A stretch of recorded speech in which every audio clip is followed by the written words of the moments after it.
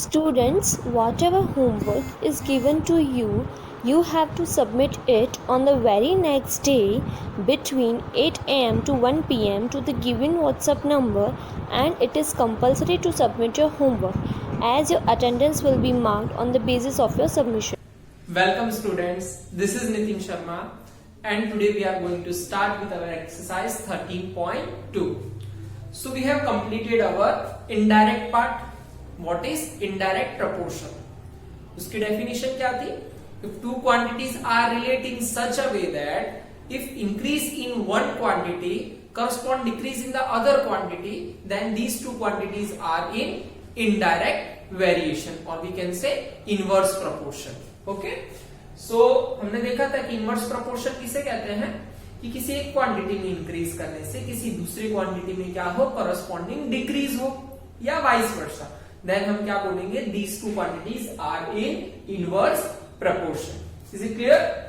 Now अब हमें देखना है एक्सरसाइज 13.2 का question number 1. Which of the following are in inverse proportion?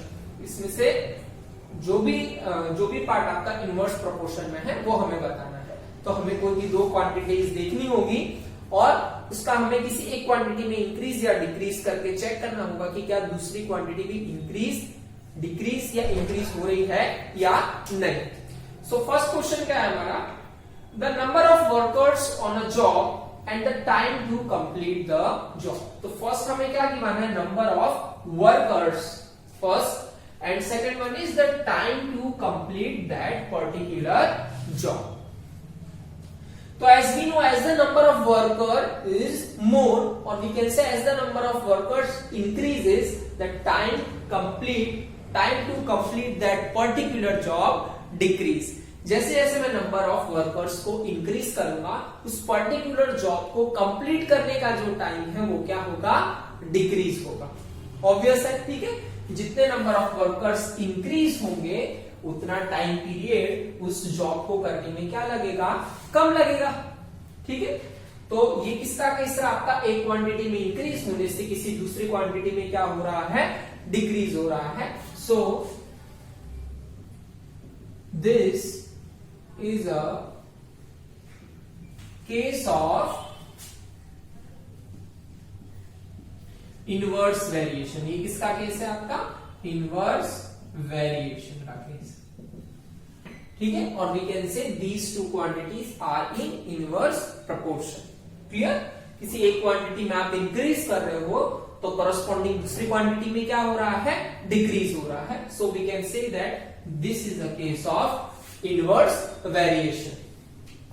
And next one is the time taken for a journey and the distance traveled in a uniform speed.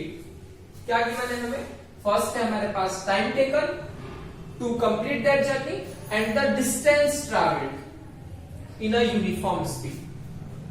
तो जितना distance में ज्यादा travel करूंगा, जितना distance मोर होगा, ठीक है, यानी कि डिस्टेंस को अगर मैं इंक्रीज करता हूं तो उसके करस्पॉन्डिंग आपको किसकी वैल्यू चेक करनी है, टाइम की वैल्यू. तो क्या होगा, अगर मैं मोर डिस्टेंस इंक्रीज करूं, डिस्टेंस आपका मोर हो जाए, इंक्रीज हो जाए, तो टाइम पे आपका क्या इफेक्ट पड़ेगा. ऑब्वियस है, मोर डिस्टेंस कवर करने के लिए यानी कि जितना ज्यादा डिस्टेंस होगा उतना ही टाइम क्या करना पड़ेगा, ज्यादा करना पड़ेगा. ठीक है, ज्यादा होगा. ठीक है. तो ये आपका किसका केस है, as the distance increases, time taken to cover that journey will also increase it. So this is not a case of inverse variation, this is a case of direct variation. So this is a case of, this is not a case of inverse variation. ये किसका case नहीं है, inverse variation का case नहीं है. हमें वही पता लगाना है कि इनमें से कौन सा जो है इनवर्स प्रोपोर्शन में है. So first one is in inverse proportion, second one is not. Now third one is the area of cultivated land and crop harvested. Area of cultivated land area, ठीक है. फार्म जितना ज्यादा मैं increase करूंगा उतना जो क्रॉप हार्वेस्टिंग है वो मैं ज्यादा कर पाऊंगा, ठीक है। उतना क्रॉप प्रोडक्शन या क्रॉप हार्वेस्टिंग में जितना ज्यादा लैंड उतनी ज्यादा क्रॉप, ठीक है। तो as the area of cultivated land increases the crop harvested is also increases. Again किसी एक क्वांटिटी में इंक्रीज करने से किसी दूसरी क्वांटिटी में भी क्या आ रहा है, इंक्रीज ही हो रहा है। So again this is a case of direct variation, not a inverse variation. So again this is not a, यहां पे नॉट पहला आएगा, this is not a case of inverse variation. ये किसका केस नहीं है, आपके इनवर्स वेरिएशन का केस नहीं है, क्योंकि इनवर्स वेरिएशन में हमने क्या देखा था कि किसी एक क्वांटिटी में इंक्रीज होने से कॉरस्पॉन्डिंग दूसरी क्वांटिटी में क्या होना चाहिए, डिक्रीज होना चाहिए। Okay, so keep that in mind. Now fourth one is the time taken for a fixed journey and the speed of vehicle. हमें क्या गिवन है, एक तो टाइम टेकन गिवन है और हमें क्या गिवन है, next one is the speed. So आप किसी एक क्वांटिटी में इंक्रीज या डिक्रीज करके देखो और करस्पॉन्डिंग दूसरी क्वांटिटी में चेक करो। सो अगर मैं स्पीड इंक्रीज करता हूं, स्पीड को ज्यादा करता हूं, तो टाइम मुझे ज्यादा लगेगा या कम लगेगा? जितना ज्यादा मैं स्पीड करूंगा, स्पीड इंक्रीज करूंगा, तो ऑब्वियस है कि time cover that fix journey will decreases, ठीक है। More will be the time, laser will be the, more will be the speed, lesser is your time. So time जितना ज्यादा, speed जितनी ज्यादा, time उतना कम लगेगा। So this is a case of